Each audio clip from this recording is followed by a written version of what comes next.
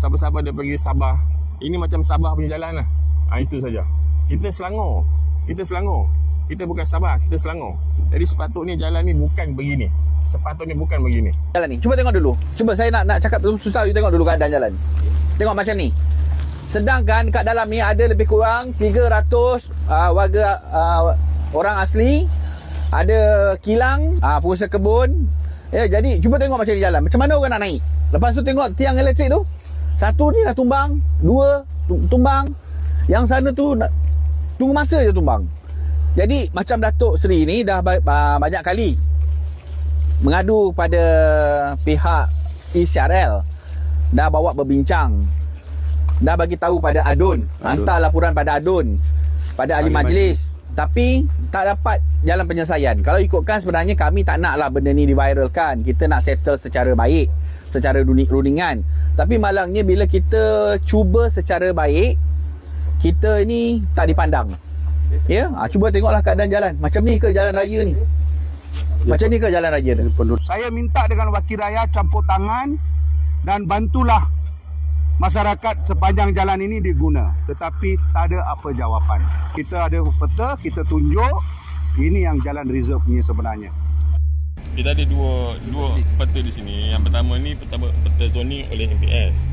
MPS menyatakan bahawa di lot 12497, 12496 ini ada laluan untuk jalan warna kuning. Ini infra. Okay.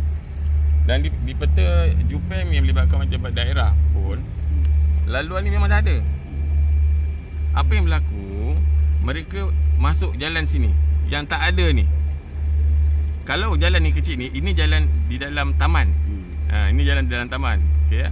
Tak ada jalan pun ni antara taman dan juga lot-lot ni. Ini tak ada. Yang ada di sini.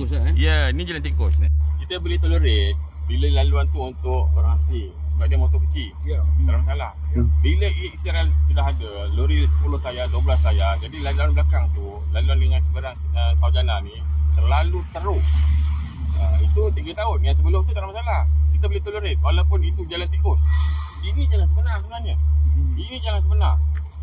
Kalau jalan ni didaftarkan di bawah PLG, dia ada maintenance setiap tahun. Kalau dulu-dulu biasanya ketua kampung punya urusan.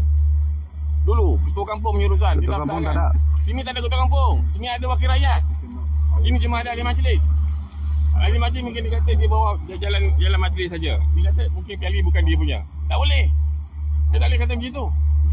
Bila tak ada ketua kampung, dia kena ambil semua sekali. Ini bawah jabat daerah. Bila orang asli mari, tangkap. Dia orang buat demo, tangkap. Mereka tak berani keluar pun. Tangkap. Saya pun kena tangkap. Pernah? Bila kejadian tu? Bulan 6. Bulan 6 tahun ni? Ya.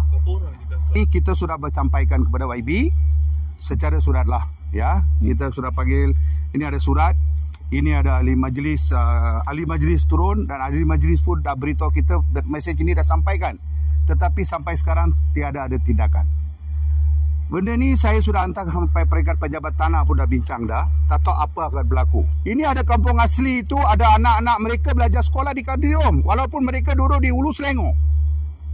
Tak ada jalan keluar sana. Dia duduk dekat simpanan dengan Gombak. Tak ada jalan masuk ke keluar dekat situ. Mereka semua belajar dekat sekolah Kadriom. Penduduk dekat sini, komuniti, pergi buat aduan pun tak ada apa tindakan. Tetapi abuk sampai teruk-teruk. Bagilah kemanusiaan. Mereka beli rumah ini dekat juta-juta. Bayar cukai pintu, bayar cukai tanah, kan? So tetapi tindakan mana? Ini kita minta YB bantu dan menyampaikan masalah ini kepada peringkat pejabat tanah ataupun negeri. Jangan sampai kami kumpul penduduk dekat sini, kami buat protes. Ya, kami tak nak benda-benda tu berlaku. Ya, di bawah kerajaan Madani ni, kita harap segala masalah rakyat akan diberi perhatian dan diselesaikan. Tu kebetulan nampak tu. Macam mana pengguna-guna jalan raya? Tengok sendiri. Nampak tak? Nampak tak? Itulah masalah dia. Bayangkan anak-anak yang nak pergi sekolah. Macam mana? Jalan yang utama masuk ini memang reserve jalan lah. Memang jalan betul lah. Jalan betul lah. Inilah gambar dalam peta Malaysia. Ini reserve jalan utama untuk masuk ke kebun dan Kilang, kawasan kilang kawasan dan juga jalan kampung asli. Inilah jalan utama. Saya buat aduan dekat semua department.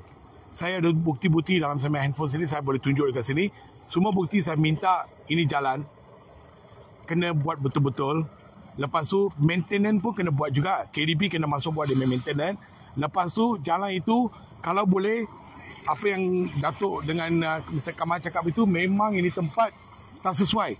Sebab tak ada satu jalan yang betul. Bila semasa panas, ni tempat semua jadi abuk. Bila jadi abuk, saya punya rumah sebelah sini, saya boleh pegang tangan, saya pun hantar je surat kepada Kerajaan Negeri Selangor. I tunjuk saya punya tangan, angka itu abuk macam ni, tunjuk dekat dia. Dengan gambar, semua gambar-gambar semua. I tunjuk dekat Kerajaan Negeri Selangor. Tengok macam mana kita siksa dekat sini. Tapi, satu tindakan pun tak ada. Dari kerajaan, Madani pun tak ada tindakan. Menteri Besar pun tak ada tindakan. Lepas tu, Adun pun tak ada tindakan. Parlimen pun tak tindakan. Lepas tu, I pergi ke dia office.